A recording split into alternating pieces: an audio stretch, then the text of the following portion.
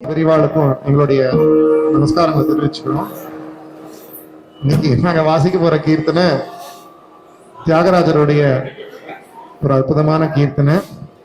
ஆனந்த பைரவி ராகத்திலையும் ஆதி தாளத்தையும், அதாவது ஒன்றரை இடம் தள்ளி தேசாதின்னு சொல்லுவாங்க, அந்த தாளத்தையும் அமைஞ்சது.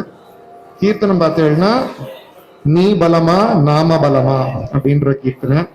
என்னோட ஸ்டூடெண்ட் ஸ்ரீ குமாரி அமிர்தா அவர்களோட சேர்ந்து வாசிக்க போறோம். இந்த இதுல இன்னொரு முக்கியமான அம்சம் என்னன்னா, இந்த பிரசன்டேஷன்ல வந்து ஒரு எல்லா பாத்த வாத்தியங்கள்லாம் இருக்கும். வீணை, மிருதங்கம், கஞ்சீராலம் பார்த்திருப்பேன். இந்த வாத்தியமும் இப்ப சமீப காலங்களில் பார்த்துன்னு வந்துருப்பேன். திருப்பி இதை பத்தி ஒரு வார்த்தை சொல்ற கடமைப்பட்டிருக்கேன். இந்த வாத்தியம் ஜல்லரின்ற வாத்தியம், கெத்துன்னு சொல்லுவோம். இந்த வாத்தியம் ஆவுடையார் கோவில் அப்படிங்கிற ஒரு க்ஷேத்திரத்தினுடைய அம்பாள் யோகத்துல இருக்கிறதுனால இந்த வாத்தியத்தை அம்பாள் கிட்ட, சுவாமி சன்னதியிலையும் அம்பாள் சன்னதியிலையும் உள்ள அர்த்த மண்டபம் வரைக்கும் எடுத்துட்டு போய் வாசிக்கப்பட ஒரு முக்கியமான வாத்தியமா இருந்தது.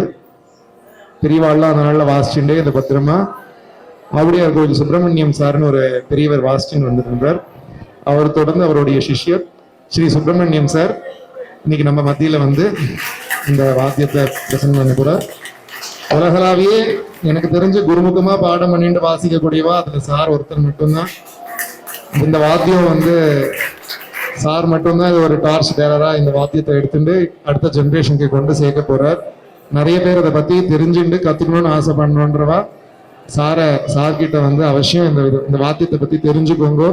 ஏன்னா இந்த வாத்தியத்தை வந்து அலைவா வச்சுக்க வேண்டிய கடமை நம்மளுடைய கடமையும் தான், சங்கீதக்கார அத்தனை பேரோட கடமையும் தான்.